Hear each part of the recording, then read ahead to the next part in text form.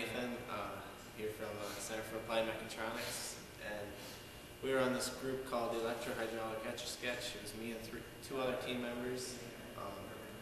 We first got into this project with my instructor, and we used two joysticks, two electronics joysticks to control the X and Y axis of a ball screw and a linear actuator, and we control it using a TTC 200 controller with programming software via Cortices, and we are trying to use circular and linear interpolation with the joysticks to see how difficult it is to control it. Hey, I'm Eric Reiner. I'm part of the Etch-A-Sketch group, and we decided to do our project because of how difficult it was going to be. We knew it was going to be a challenge for us, and it ended up being that way. We only got a portion of it done, but we hope to move the rest on to the next group next year.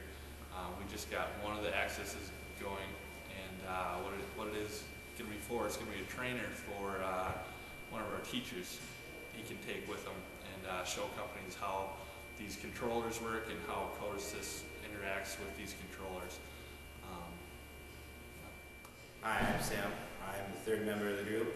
I did more of the mechanical part of the project, and also with the program, you can program the controller to dampen the movements and shifting of the experience of the operator. Say you have an inexperienced operator, you can slow down their motions in the program to the fact that it will dampen the jerkiness of the equipment, such as like in a Bobcat nowadays, you can dampen how the movements are in there if you have an inexperienced compared to an experienced operator. An experienced operator, you can program it so that it'll go a lot faster to see how fast it can move with their adjustments. Alright, so what we have here is hopefully the Etch-A-Sketch project will finish up like in probably a few semesters. So what our portion of it is we were working with the ball screw and working with proportional control. We'll be able to show just the back and forth, the x-axis, and then somebody else next year hopefully will be able to take over and control the y-axis of the Etch-A-Sketch, and eventually we'll be using proportional and electro-hydraulic joysticks to control the whole thing. So that's kind of what the project will eventually look like. And so we have a 24-volt Allen Bradley PLC here, and we cannot directly fire these solenoids from the PLC because they are 12 volt. So to solve our problem, we used a 12-volt battery to fire on these two EMRs to fire these two different switches, but with a 12-volt circuit. But we use 24 volts to fire our relay inside here to directly fire our valves. Hi, this is the demonstration part of the show. Here we have a Micrologix 1000 to control a proportional valve and a directional control valve, both running off of a 12-volt battery.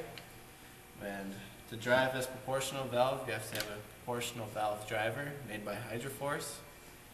We control this valve, this proportional valve right here, with a potentiometer.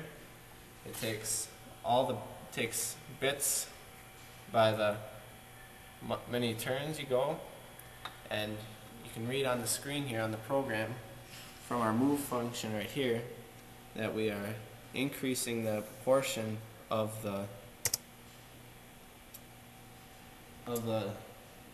valve to shift. It creates more flow. And then here we have two push buttons to control the forward and reverse action of this ball screw. Now we'll go into demonstration mode.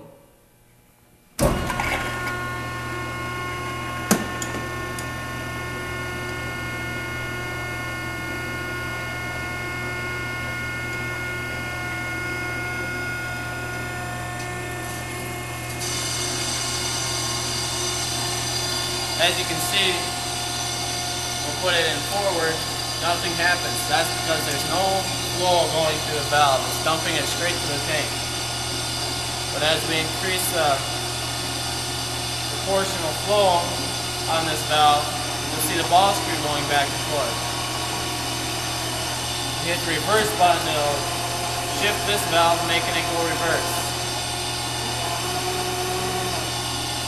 Now we'll show you how we meter the flow with the potentiometer.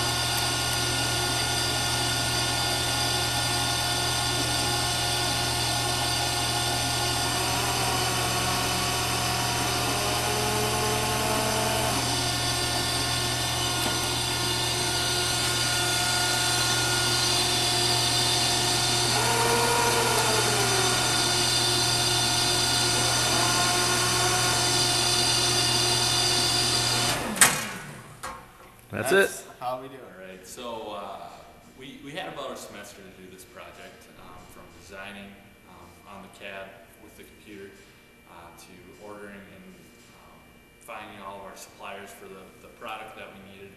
And then we went on to demo. We had a smaller demo just to see how it was going to run.